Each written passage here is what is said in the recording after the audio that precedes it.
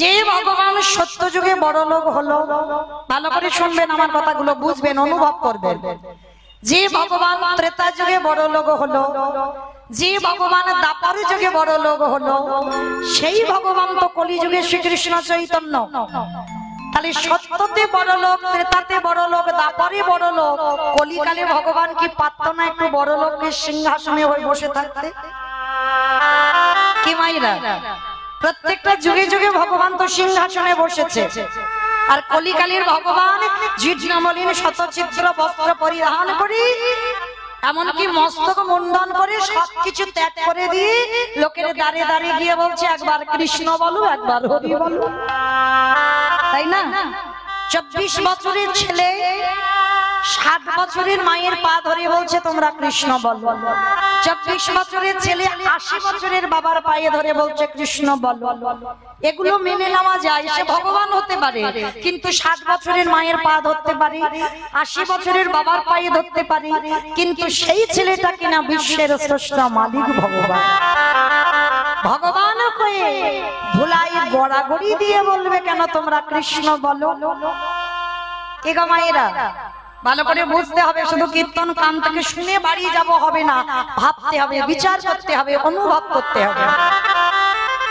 প্রত্যেকটা যুগে যুগে যদি ভগবান সিংহাসনে বসলো, আর কলিযুগের ভগবান সবার হাতে ধরে পায়ে ধরে তাও হচ্ছে না, শেষে ধুলাই গড়াগড়ি দিয়ে বলছে তোমরা কৃষ্ণ বলো।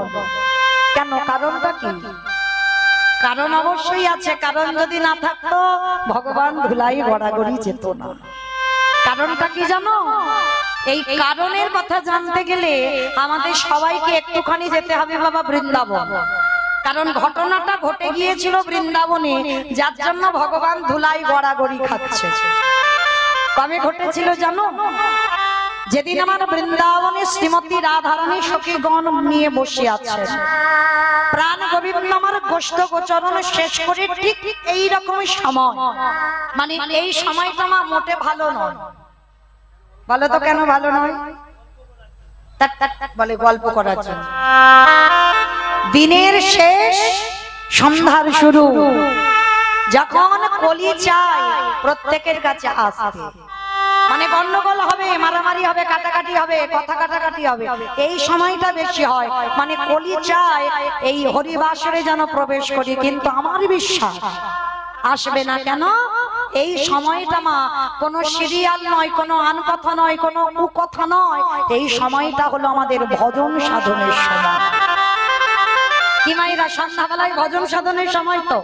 সারাদিনে তুমি যাই করো না কেন, কিন্তু সন্ধ্যা হলে যাই হোক না কেন একটু মাথাতে কাপড় দিয়ে তুলসী তলায় প্রদীপটা তোমায় দিতে হবে, কারণ এই সময়টা হলো ভজনের সময়।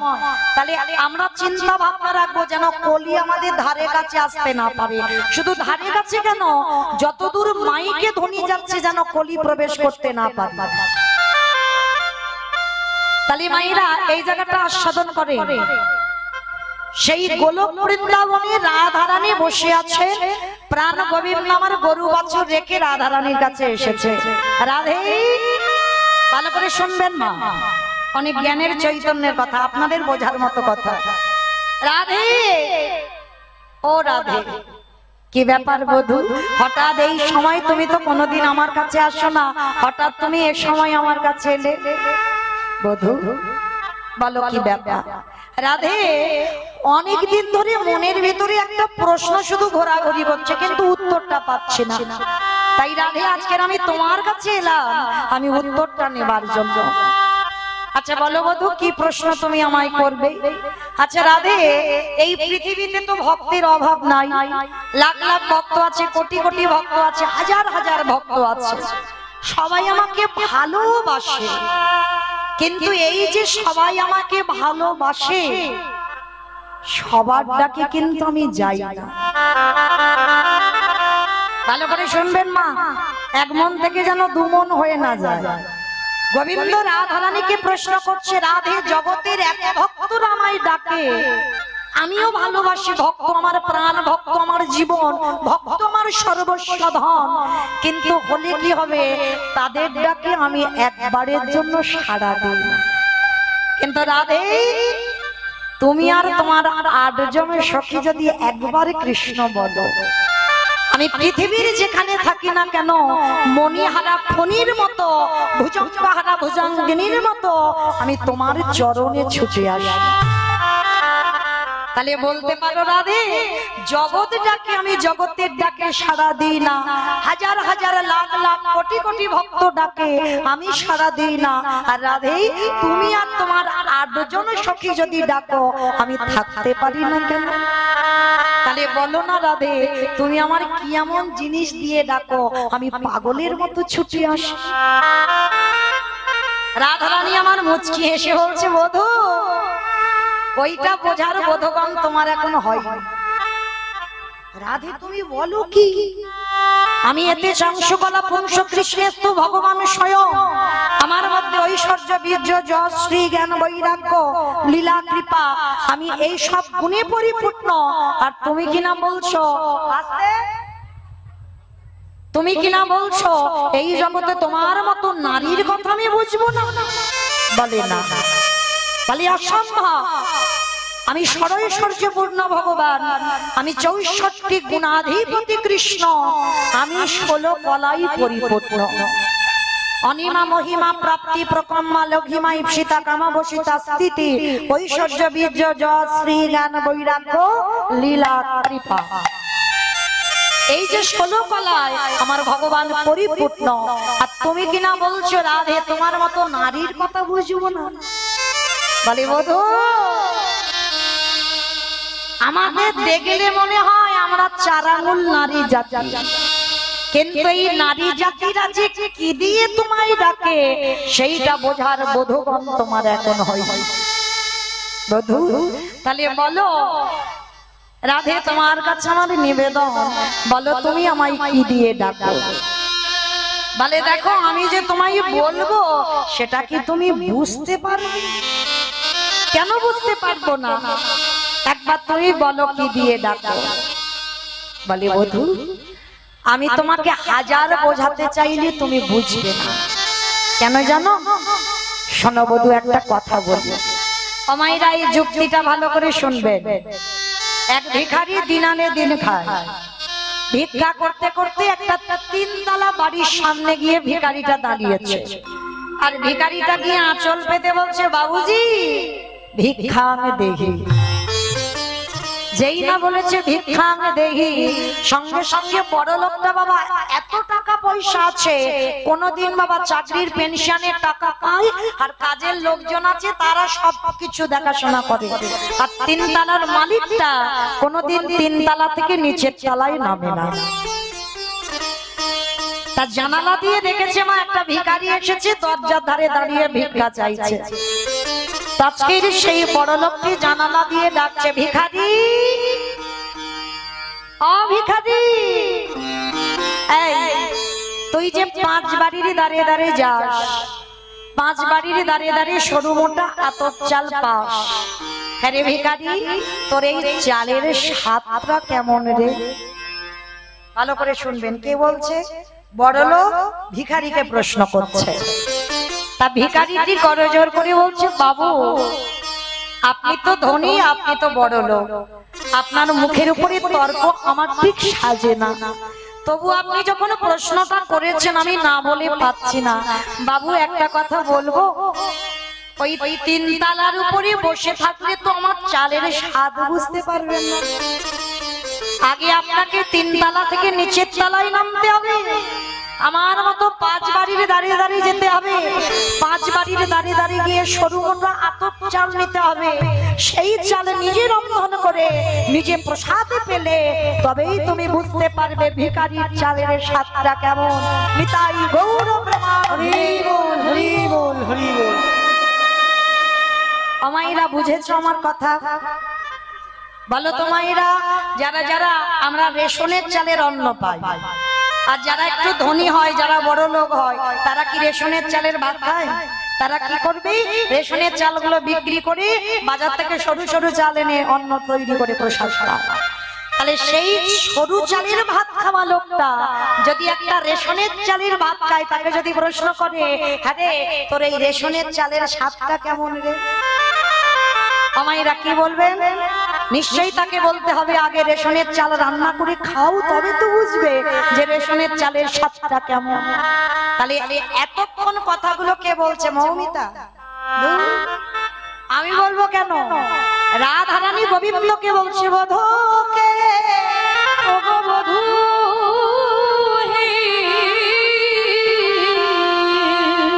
যে ধনীর ছেলে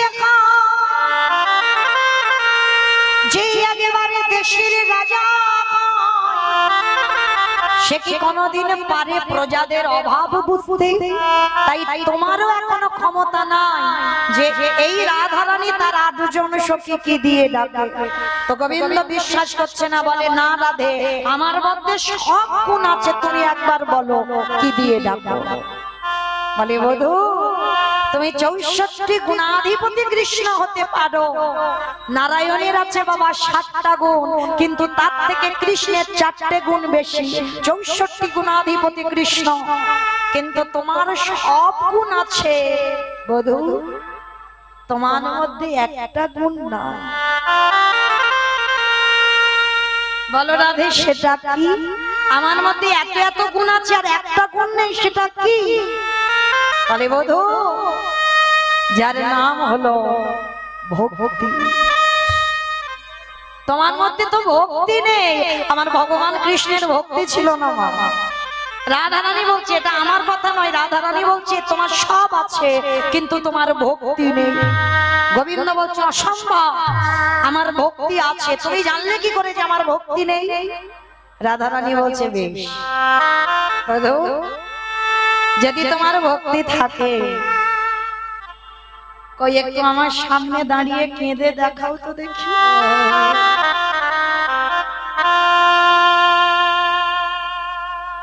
একটু কেঁদে দেখাও, তাহলে বুঝবো তোমার ভক্তি আছে।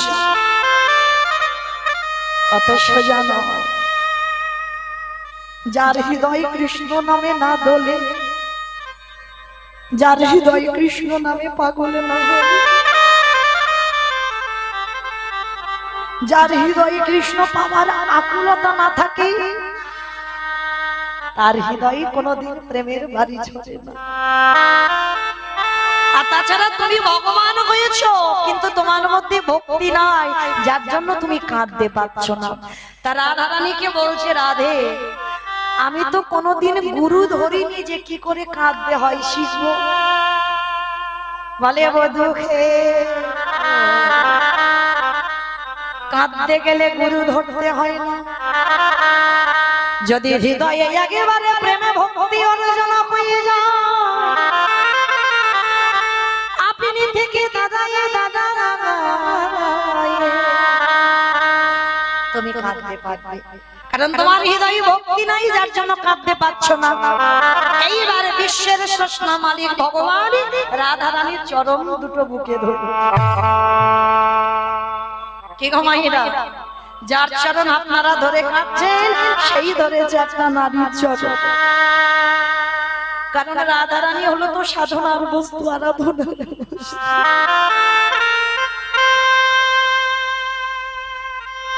গোবিন্দ আমার রাধা চরণটা ধরেছে,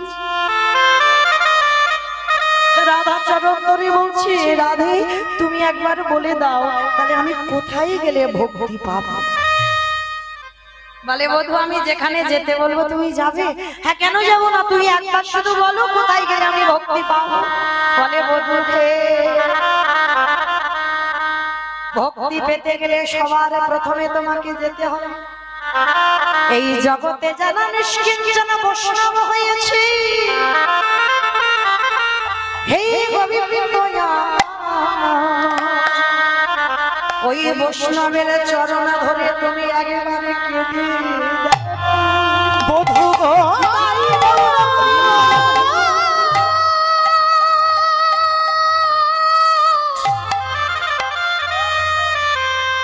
বধূ তুমি যদি ভক্তি পেতে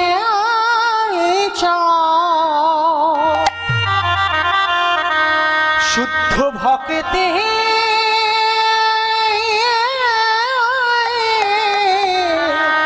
চরণ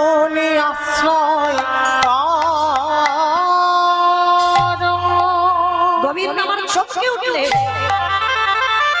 অসম্ভব, আমি ভক্তের পায়ে ধরবো। মায়েরা ভগবান ভক্তের পায়ে ধরবে, তা কেমন ভক্ত হওয়া উচিত? এই আমাদের মতো ভক্ত, আমাদের মানে আপনাদের কাউকে বলছি না, আমি আমার এই সম্প্রদায়, এই আমাদের মতো ভক্তের পায়ে ধরলে কোনোদিন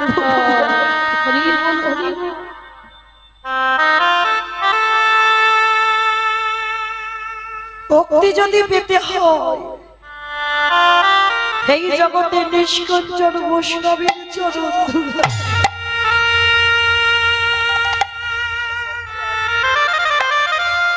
নিষ্কিঞ্চন বৈষ্ণব কাকে বলবো? ত্রিনাদপি শুনেছি না তরুরিব সহিষ্ণ না অমানি না মানদেন কীর্তনীয় সদা। রাধে গো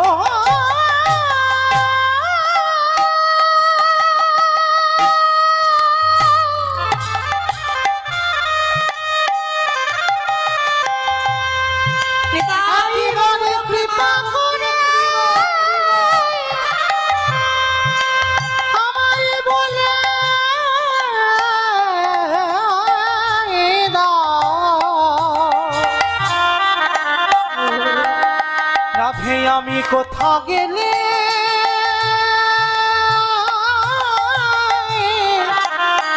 শুদ্ধ ভক্তের দর্শন পাবো? তাহলে প্রকৃত বৈষ্ণবের পদধূলা নিতে হবে। এই জগতে যার হৃদয়ে লোভ লালসা কামনা বাসনা কিছু নেই, যার হৃদয়ে কোনো বিষয় বৈভব নেই, যার নয়ন সদাই কৃষ্ণ নামে বাড়ি আছে, যার হৃদয়ে কৃষ্ণ ভাবনা ছাড়া আর কিছু নেই, সেই ভক্তের পায়ে ধরলেই মা ভক্তি এসে যাবে। গোবিন্দ আমার বলছে, রাধে তুমি একবার বলে দাও আমি কোথায় গেলে আমি ভক্তি পাবো? বলে বধূ, এই জগৎ সংসারে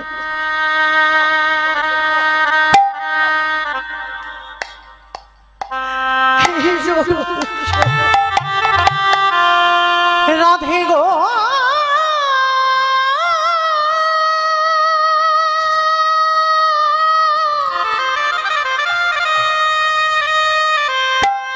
ওগো প্রেমময়ী রাধে গো ও কৃপা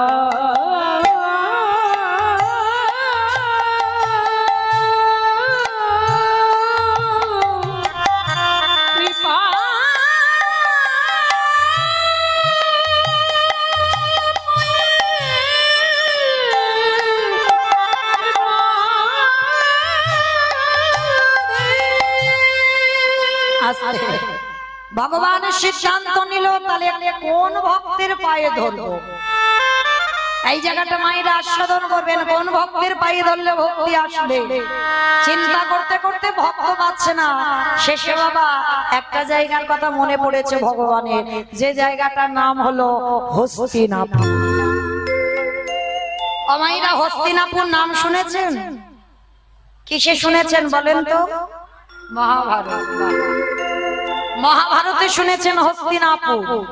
কুরু পক্ষে ছিলেন পিতামহ ভীষ্ম, আর পাণ্ডব পক্ষে ছিলেন আমার ভগবান কৃষ্ণ।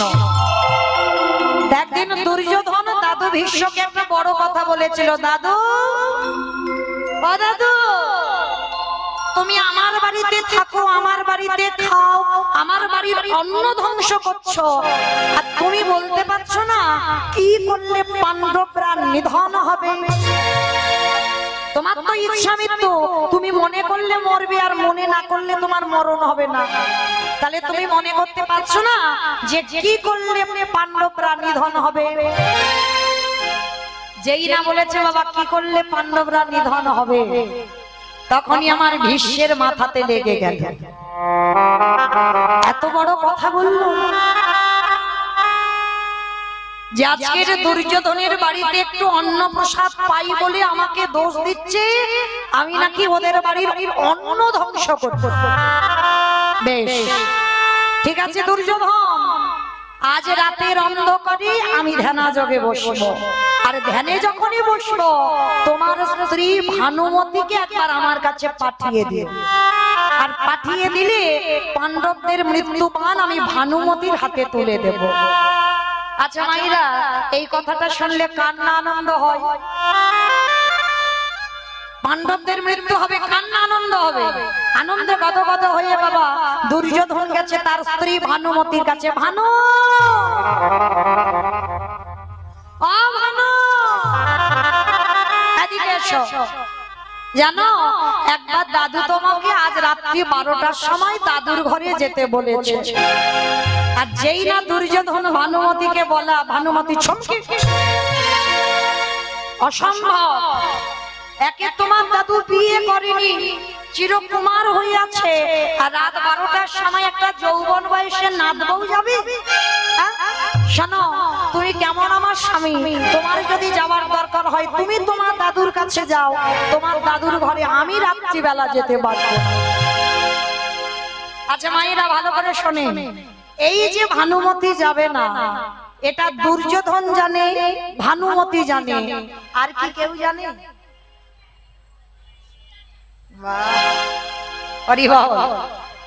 এই যে আমি দেখতে পাচ্ছি মোটামুটি বাবা সবাইকে, পিছনে যারা আছে মানে খুব একটা ভালো দেখা যাচ্ছে না, তবু কিন্তু আমার চোখে ধুলো দেওয়া যায়। কিন্তু যে ছেলেটা বাঁকা করে, বাঁকা হাতে কালো শশী, খাতা কলমে হিসেব হয়ে যাবে, কে কীর্তন শুনছে, কে কেঁদে গেল, কে হেসে গেল, কে গল্প করে গেল, আর কার শুধু ওই সেবা করে বাড়ি যাবো সেই চিন্তা। এটা আমি বুঝতে পারছি না, কিন্তু আমার ওই ছেলেটার চোখে কোনোদিনে ধুলো দেওয়া যাবে না। তো আজকের যেই না বাবা ভানুমতি যাবে না, ওদিকে ভগবানের কানে আওয়াজ চলে গেছে, আর মনে মনে চিন্তা করলো এই তো সুযোগ, এই সুযোগে আমাকে যেতে হবে, একটা কাজ গুছাতে হবে। 12টায় যাবার কথা, ঘড়ির কাঁটা তখন রাত 11টা হয়ে গেছে, আর গভীর রাত্রিবেলা কৃষ্ণ যাচ্ছে সখীর দরজা। মহাভারতে কৃষ্ণ কাকে সখী বলতো? দ্রৌপদী। বাহ, দ্রৌপদীকে সখী বলতো, আর দ্রৌপদী আমার কৃষ্ণকে সখা বলেই ডাকতো। তো যখন রাত 11টার সময় গিয়ে বাবা দ্রৌপদীর দরজায় ধাক্কা দিচ্ছে, সখী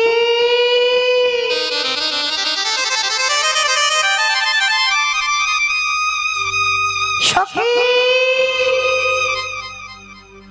আরে দেরি নয় সখী, এক্ষুনি তোমাকে এক জায়গা যেতে হবে, এক্ষুনি তুমি আমার কাছে এসো।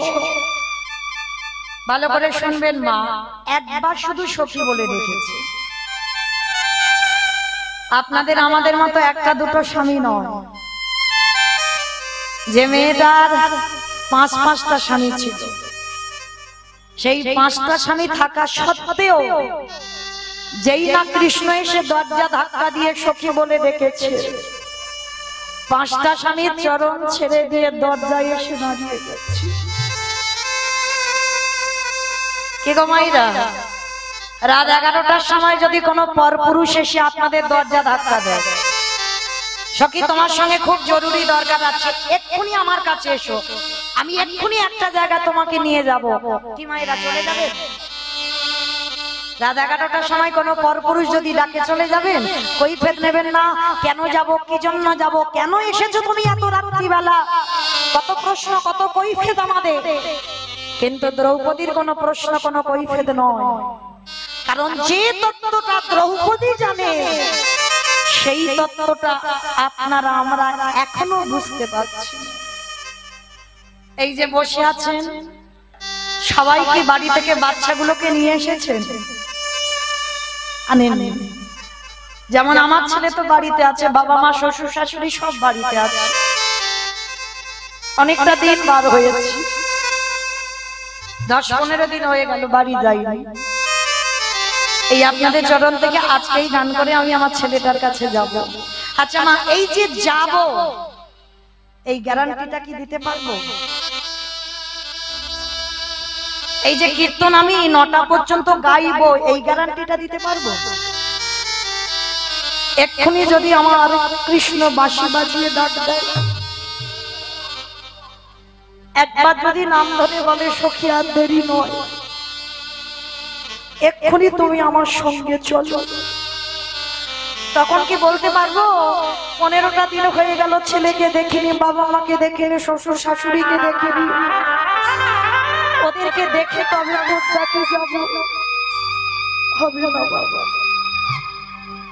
সন্ধ্যে 6টা হোক, রাত 12টা হোক, বেলা 10টা হোক, যে কোনো টাইমে এ ঘরের মালিক যদি একবার বলে ঘর ছেড়ে অন্য ভাড়াটিয়ে দিতে হবে, কে বলো বন্ধু, কে বলো বন্ধু, সকল মায়া ছিন্ন করে আমাদের চলে যেতে। আমারে ভগবান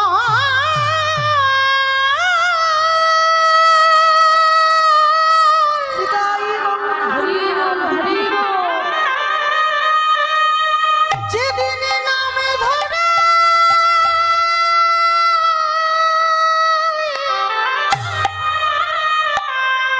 নামে ধরে বাঁশি বাজাবে, কেবল বন্ধু, কেবল বান্ধাবে সকল ছেড়ে আমাদের চলে যেতে, আমাদের চলে যেতে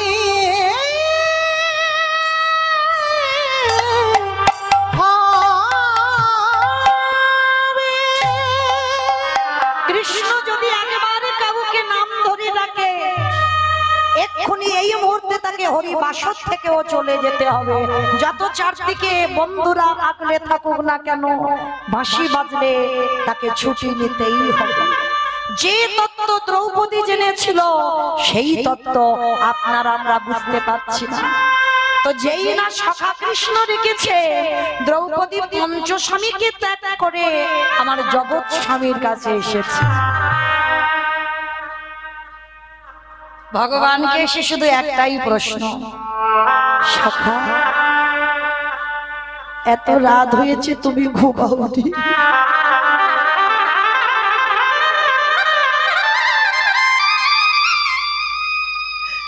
এত রাত্রিবেলা তুমি জেগে আছো কেন? ভগবান সখীর হাতটা ধরেছে, সখী আর দেরি নয়, এক্ষুনি তুমি আমার সঙ্গে চলো। কোথায় পরে বলবো, তবে শোনো, তুমি যাচ্ছ না, যাচ্ছে ভানুমতি।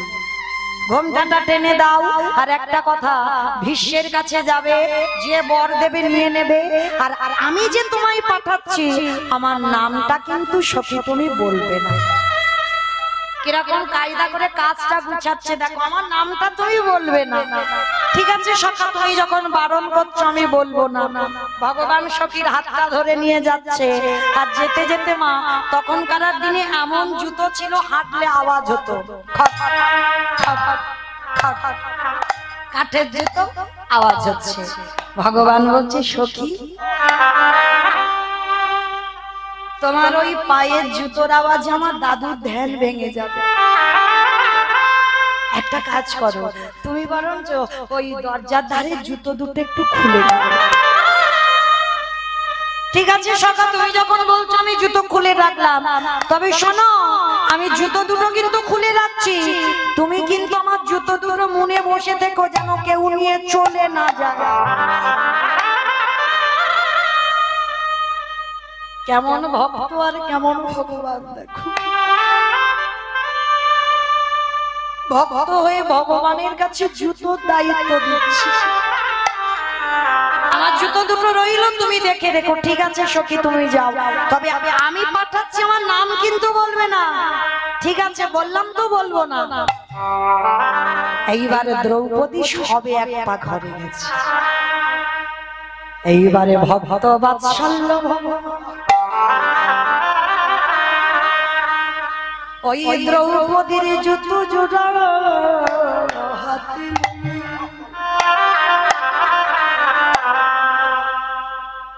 মনে মনে বললেন রাধিকা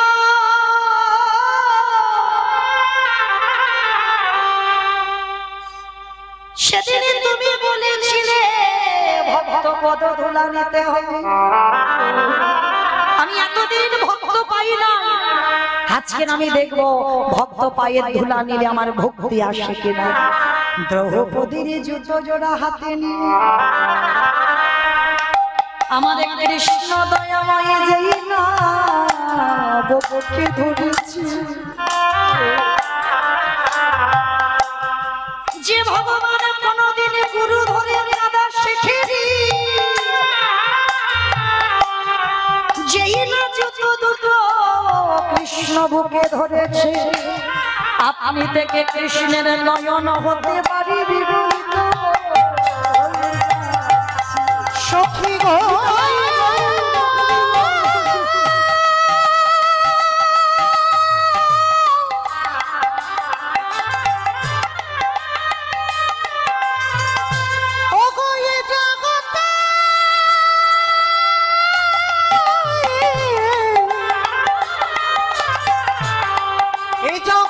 সবাই আমায় ভালোবাসে, কিন্তু তোমার মতো করে এমনই নয়নে জানি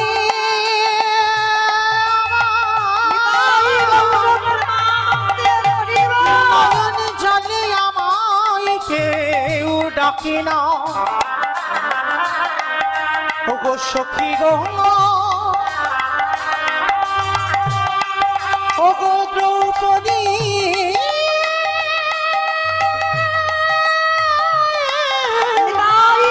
দ্রৌপদী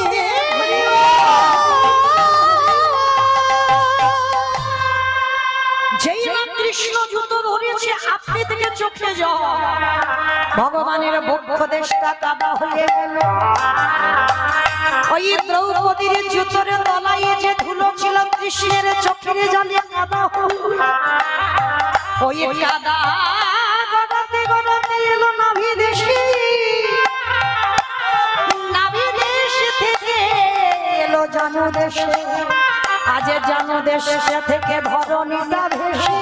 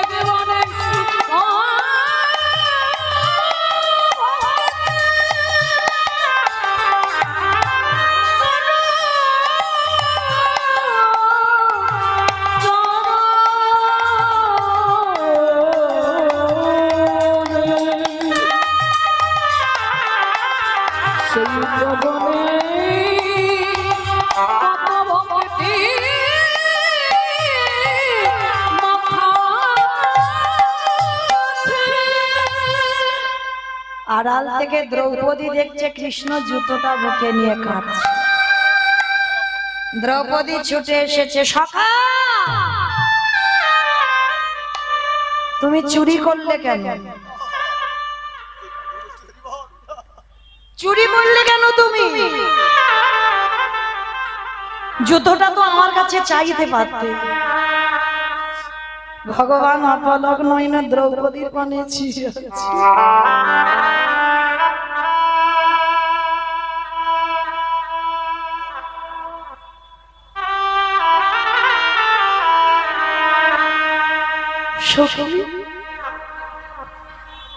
আমি যদি তোমাকে বলতাম তোমার জুতো দুটো একটু দাও, তুমি দিয়ে দিতে? সখা তুমি আমায় ভুলে যেতে পারো, কিন্তু আমি তো তোমায় ভুলি।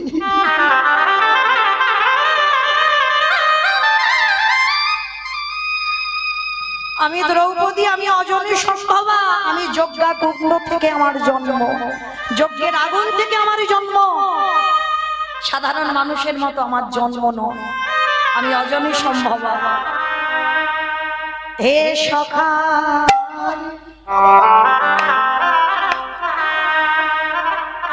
যেদিন থেকে আমার জন্ম হয়েছে, আমার দেহ মন প্রাণে জীবন যৌবন, আমার বলতে যা কিছু আছে আমি সবে তোমার চরণে সঁপে দিয়েছি। সখা গো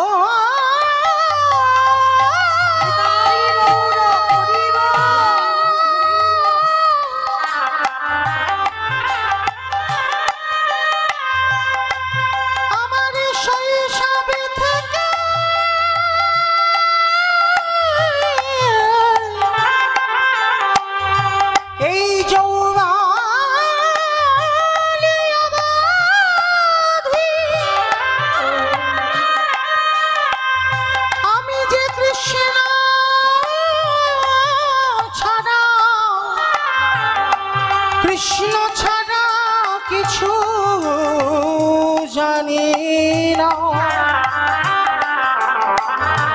আমি যে কৃষ্ণ ছাড়া কিছু বুঝি না, আমার দেহ মন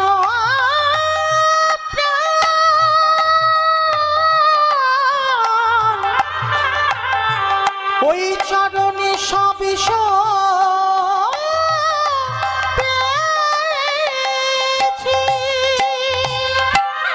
আমার দেহ মন প্রাণ জীবন যৌবন সব তো তোমার চরণে দিয়েছি। তাহলে ভালো করে বলো তো সখা, আমার দেহের প্রত্যেকটা অঙ্গ যদি তোমার হয়ে যায় তাহলে কি আমার পায়ের জুতো দুটো আমার? এটা তো তোমারই জুতো, তাহলে তোমার জুতো তুমি ধরে কাঁদবে, এতে আবার আমার আপত্তি করার কি আছে? তা তুমি আমার চুরি করবে কেন? তুমি তো বলতে পারতে সখী তোমার জুতো দুটো দাও, মাথায় নিয়ে একটু কাঁদবো, আমি বললেই তো দিয়ে দিতাম। দ্রৌপদী নিজের জুতো দুটো নিজের হাতে করে তুলে কৃষ্ণের মাথার উপরে তুলে কাঁদো, যতক্ষণ ইচ্ছা তুমি দাঁড়িয়ে দাঁড়িয়ে কাঁদো, আমার আপত্তি নেই।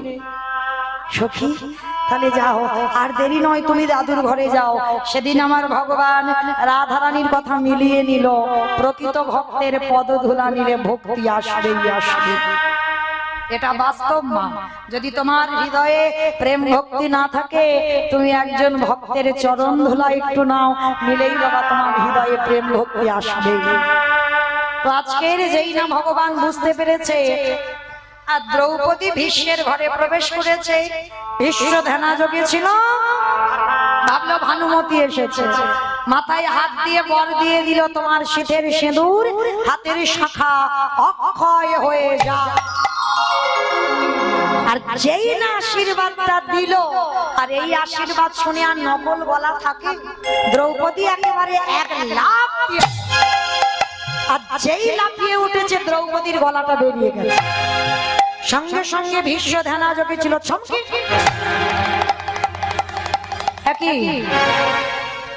এটা তো ভানুমতির গলা নয়। যেই না ধ্যান থেকে উঠেছে দ্রৌপদীর ঘোমটাটা খুলে দিয়েছে, দেখে না বাবা দ্রৌপদী দাঁড়িয়ে আছে। এখানে তো তোমার আসার কথা নয়, এখানে দুর্যোধনের স্ত্রীর আসার কথা। সত্যি করে বলো তোমাকে কে পাঠিয়েছে? আর দেখবেন মা, চোর যখন ধরা পড়ে যায় তাকে দেখলেই বোঝা যায়, কারণ চুরি তো এমনি এমনি হয় না, গোয়েন্দা চাই। আর যার বাড়িতে চুরি হয় বাবা, যে গোয়েন্দাগিরি করে, সে কিন্তু জানে কোথায় টাকা আছে আর কোথায় গয়না আছে, সে কিন্তু চুরি করে না, সে বলে দেয় চোরেদের অমুক জায়গায় যাবি, গেলেই দেখবি ওখানে টাকা, অমুক ওই চাবিটা খুলবি ওখানে আছে সোনার বাক্স, কারণ তার বাড়িতে যাতায়াত থাকে। যদি বলো মৌমিতা তুমি জানলে কি করে? আমার বাপের বাড়ি অনেকবার হয়ে গেছে, একেবারে মাঠের মাঝখানে বাড়ি না, অনেকবার চুরি ডাকাতি হয়েছে, ওই জন্য ভালো করে জানি বাবা, এই গোয়েন্দা না হলে চুরি ডাকাতি কোনোদিন হয় না। তাই এবার লক্ষ্য করে দেখেন, যেই না ভগবান দরজার আড়ালে দাঁড়িয়ে আছে আর বারবার ইশারা করে বলছে সখী চুপ, আমি পাঠিয়েছি বলবে না। আর দ্রৌপদী তো থতিয়ে যাচ্ছে আর ভীষ্ম বারবার বলছে বলো দ্রৌপদী, এখানে তোমায় কে পাঠিয়েছে? সে তো একবার করে শুধু দরজার দিকে দেখছে। আরে ওদিকে কি দেখছো তুমি? আমার দিকে তাকিয়ে বলো কে তোমায় পাঠিয়েছে? ও মাইরা, যে ভীষ্মের ইচ্ছামিত্র সে কি জানে না যে এই কাজটা কে করতে পারে? যে কথাটা আমি দুর্যোধন ভানুমতি ছাড়া কেউ জানবার কথা নয়, কিন্তু আমি তো জানি আর একজন জানতে পারে। ভীষ্মের কে যেন বিবেকে বলে উঠলেন, ভীষ্মদে যে চাঁদা বাবারে লাগে যোগে মনে যুগ যুগ ধরে কাঁদে, একেবারে তুমি দরজায় এগিয়ে দেখে এসো, সেই ভুবনে মঙ্গল ভোলানো রূপী নিয়ে দাঁড়িয়ে যাচ্ছে। ভীষ্ম বুঝতে পেরেছে কেউ দরজায় দাঁড়িয়ে আছে। এক পা দুপা করে যেই না ভীষ্ম দরজায় গেছে, আরে দরজায় এগিয়ে দেখি কিনা আড়ালে কৃষ্ণ আমার দাঁড়িয়ে আছে। কিরে এইরকম আড়ালে দাঁড়িয়ে আছিস কেন? আমার দরজা তো খোলাই ছিল, তুই দ্রৌপদীকে যেতে বললি, আরে তুই এমন করে বাইরে দাঁড়িয়ে রইলি কেন? ওরে আয় আয় আমার, ওরে আমার ঘরে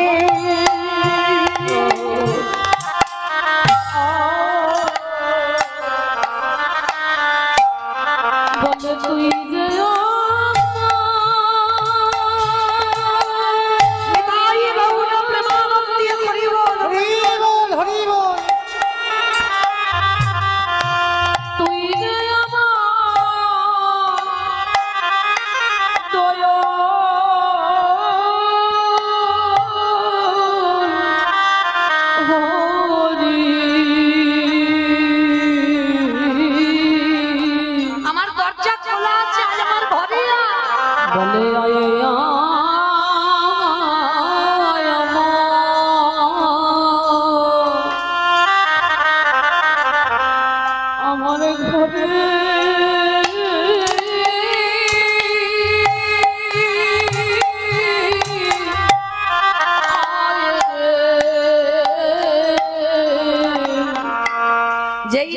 যে কৃষ্ণ আমার দরজা খোলা আছে, ঘরে আয়। কৃষ্ণ বলে উঠলেন, ভীষ্মদে আমি তো সবারে দরজায় দাঁড়িয়ে আছি। আমায়রা কোন দরজা গো? শালকাঠের যে দরজা বানিয়েছো, যে ইট বালি সিমেন্টে ঘর বানিয়েছো, ওই ঘরের দরজা না। তাহলে কৃষ্ণ কোথায়? এই রক্ত মাংসে দেহে গড়া ঘর, আর এই ঘরে আত্মা রূপী কৃষ্ণ দরজায় দাঁড়িয়ে আছে। ধপ ধপ আওয়াজ হচ্ছে, বাম দিকে হাত দিয়ে দেখে, যেদিনে ধবে ধপ আওয়াজে বন্ধ হবে। ওগো কে ভালো বন্ধু, কে ভালো বান্ধব। কৃষ্ণ বললেন, ভীষ্মদে আমি সবারই দরজারে ধারে দাঁড়ায়ে আছি, যে জন আমার নয়নে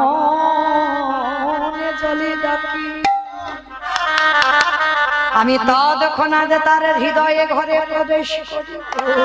ভীষ্মদে এতদিন তুমি ডেকেছো বটে, এখনো তোমার ডাক সঠিক হয় না। যেদিন তোমার ডাক সঠিক হবে, সেদিন আর তোমাকে আমাকে এত করে ডাকতে হবে না। আমি নিজ গুণে তোমার কাছে আমি ভাড়া দেব।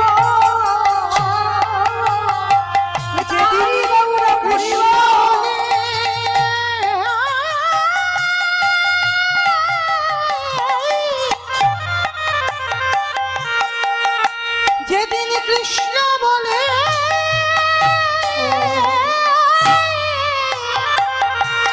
তুমি ডাকিতে পারবে,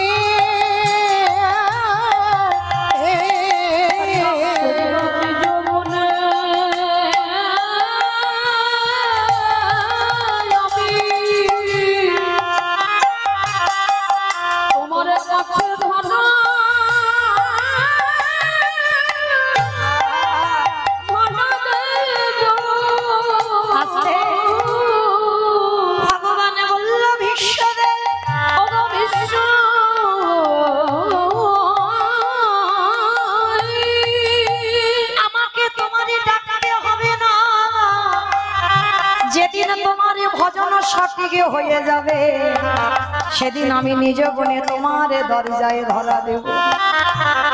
ভীষ্ম কেঁদে কেঁদে বললেন, কৃষ্ণ রে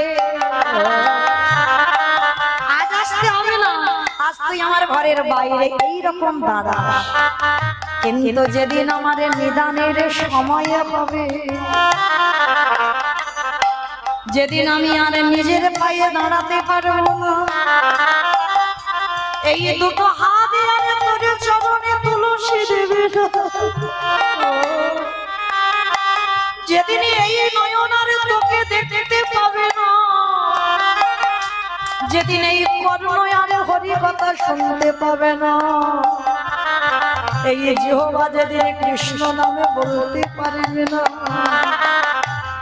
এই মানব দেহটা যেদিন শীতল হয়ে যাবে, যেদিন চারিজন বাঁশির দোলায় আমায় নিয়ে যাবে, ওরে কৃষ্ণ আজ যেমন আমার দরজার ধারে দাঁড়ায় আছি, তুই এমনি করে সেদিন দাঁড়ায় থাকবি, যেদিন এই ভোলাই গৌর হইব,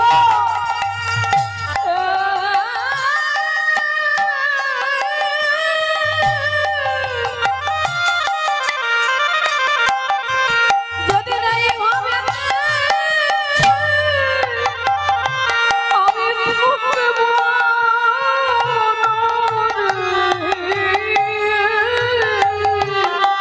সেদিনই তুই এইভাবে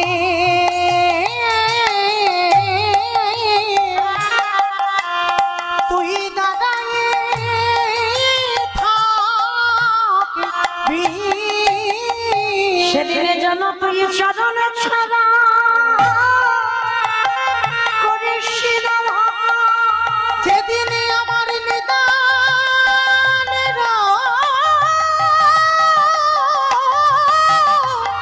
সময় হবে, ওরে যেদিনে আমার জানার বাঁশি বেজে যাবে, যেন চরণ ছাড়া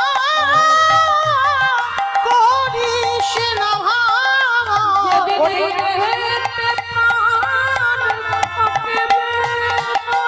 সেদিন যেন চরণ ছাড়া করিস না ওরে ভাঙা। ভাই আগে ভাবে আমি জানাই দিলাম, আমি আগে ভাবে জানাই সেদিন দিলাম, চরণ ছাড়া করিস না,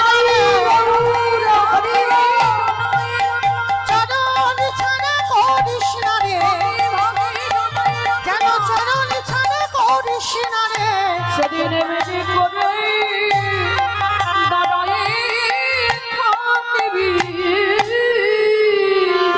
ভগবান বললেন, ভীষ্মদেব যেদিন তোমার সরসজ্জা হবে, সেদিন কেউ আসুক বা না আসুক, সেদিন আমি তোমার কাছে দাঁড়াবো, আরে তুমি আমার রূপ দেখতে দেখতে দেহটা ত্যাগ করো। তা সেদিন আমার ভগবান অনুভব করে নিল, বুঝতেও পেরে গেল, প্রকৃত ভক্তের পায়ে ধরলেই মা ভক্তি আসবেই আসবে। তাই তো ভগবান সারা বৃন্দাবনে ঘুরে বেড়াচ্ছে, মা একটা বৈষ্ণব পাচ্ছে না, যদি বা পেল ওই যমুনার ঘাটে একটা বৈষ্ণবী পেয়েছে। অমাইরা বৈষ্ণবীটা কে জানো? আমি বলবো না, আপনারা বলবেন। আমি একটু উদাহরণ দিচ্ছি বৈষ্ণবীটা। যে কৃষ্ণ কাঁদেলে কাঁদে, যে কৃষ্ণ হাসিলে সেও হাসে, যারা কৃষ্ণ মায় জাগা, যারা কৃষ্ণ মায় জাগা,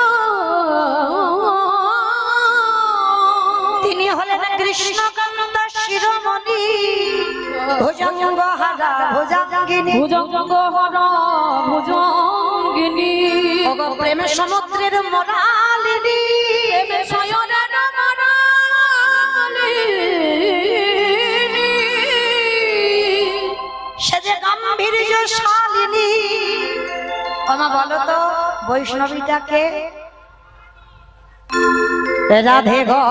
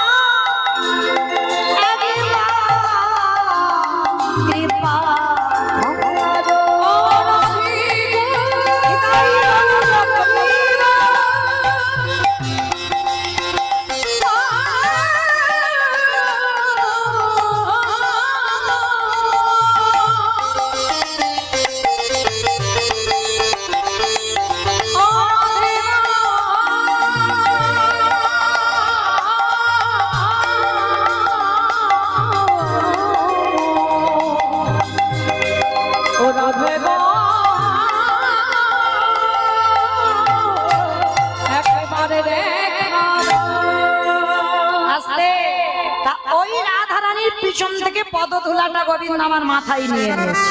আর যেই মাথায় নিল অমাইরা সঙ্গে সঙ্গে পরিবর্তন। কিরকম পরিবর্তন?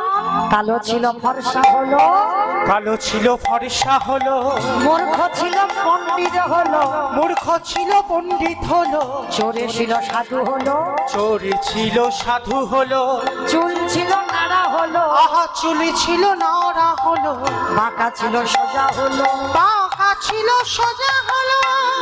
ভগবানের মাথায় হাত পড়ে গেছে। High high high high high, একটা নারীর চরণ ধুলা নিয়ে আমার এতগুলো রূপ পরিবর্তন। এইবারে যখন হাজার বৈষ্ণবের পদধূলা পাবো, না জানি আমি ভগবান আমার কত রূপ পরিবর্তন হবে। তাই লোভে বশবর্তী হয়ে ভগবান কি করলো? শ্রী রাধা প্রণয় মহিমা কৃদিশ মনৈব সত্য জনান ভৌত মধুরিমা কৃদিশ বা মদীয় সপঞ্চমদন ভাবত তদ ভবদ্দ সমজনী সচি গর্ভ সিন্ধু হরিবন্ধু। সেই গোবিন্দের গো শ্রীমতী রাধা রানীর রানিয়ে রাধা কৃষ্ণ একাত্মা দুই দেহ ধরি অনন্য বিলাসের শাসন করি। এই দুই ভাবে চৈতন্য গোসাই ভাবের শাসনা দিতে দোহে রে কোথায়।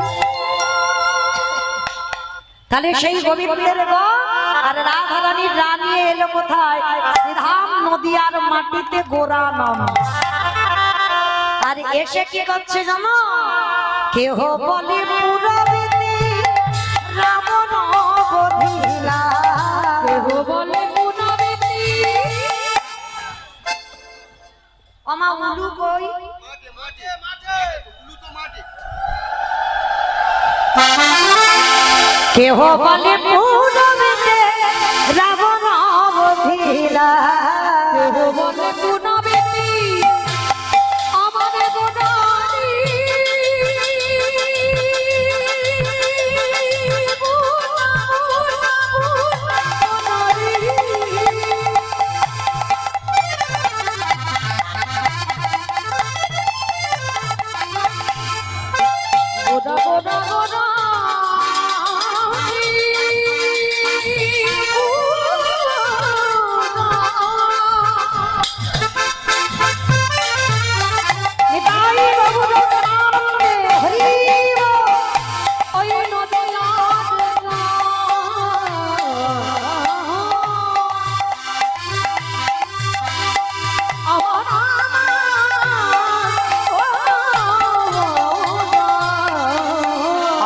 কেহ বলে পুনাবেতে রাবণ বধিলা। আজ গোলকের বৈভবে লীলা প্রকাশ, ওই গোলকের বৈভবে লীলা প্রকাশ করি। গোলকের বৈভবে লীলা প্রকাশ করিলা। শ্রী রাধারে ভাবে গোটায় শ্রী রাধারে ভাবে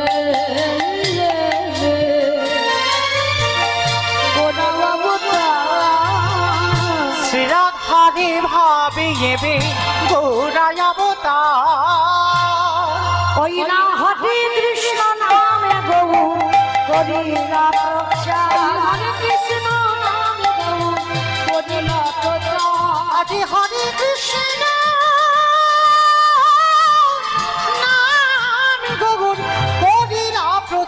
এইবারে লীলা প্রকাশ হলো, এইবারে লীলা প্রকাশ হলো, গোলকের বৈভবে লীলা প্রকাশ ঘটিলা। গোলকের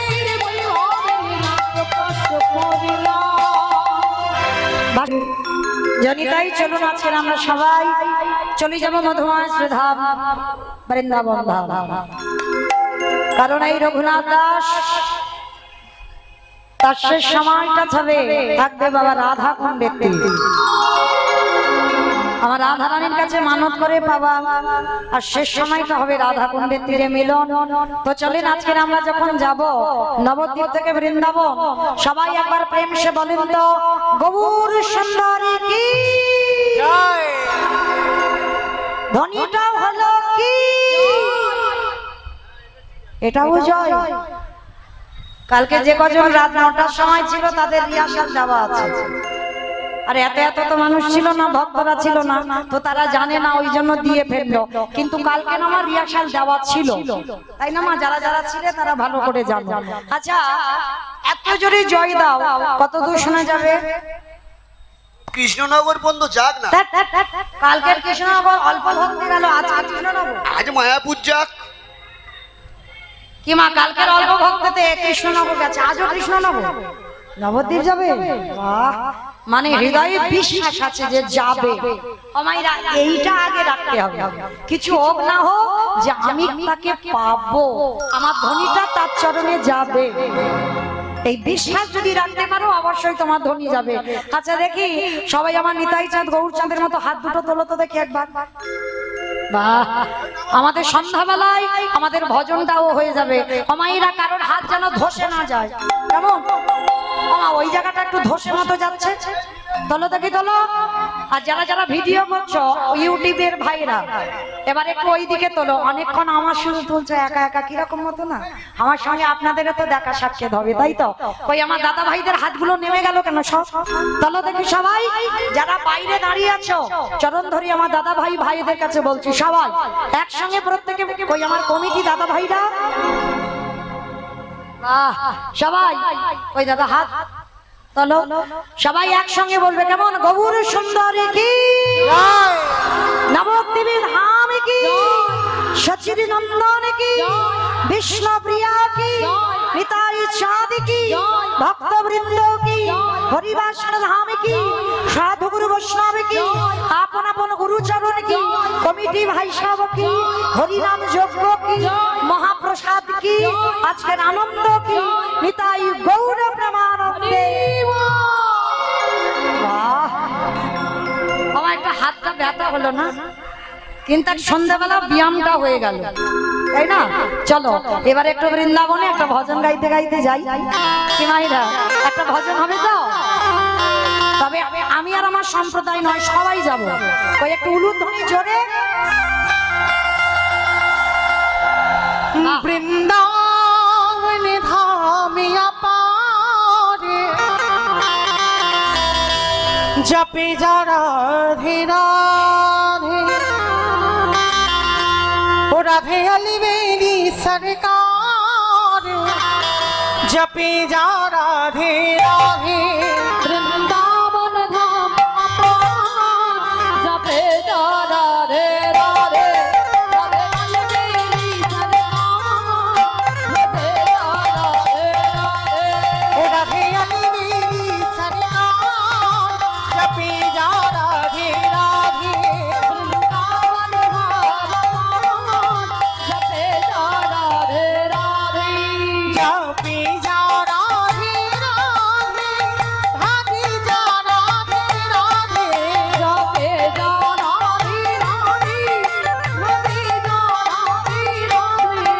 জপে যা রাধে রাধে, রাধে যা রাধে রাধে, জপে যা রাধে রাধে, রাধে যা রাধে রাধে। ও রাধে আলি বেলি, রাধে আলি বেলি, ও রাধে আলি। আসতে ওমা, আমি আর আমার সম্প্রদায় যাচ্ছি, কেউ যাচ্ছি না, সবাই যাচ্ছি। তাহলে সবাই যখন যাচ্ছি হাতগুলো কই? আর একবার দেখি কান মুলে বলছি, মা কালী দিব্যি, আর বলবো না, এই ভাবটা শেষ। কারণ এখনকার লীলা তো আমার শেষ লীলা, এবার চলে যাব ডায়মন্ড হারবার। আবার বলা তো যায় না, কবে বলতে বাঁশি বেজে যায়, দেখো হবে কি গ্যারান্টি দিতে পারবো না। তাহলে চলো, এই যখন আর মাত্র 1 ঘন্টা হয়তো আছে, চলো একসঙ্গে দেখি হাত দুটো তোলো সবাই। একসঙ্গে তালে তালে করো তাহলে সবাই কেমন? तू वृंदावन में आयो राधा नाम लगायो तू वृंदावन में आयो राधा नाम लगायो तू वृंदावन में आयो राधा नाम लगायो तू वृंदावन में आयो राधा नाम लगायो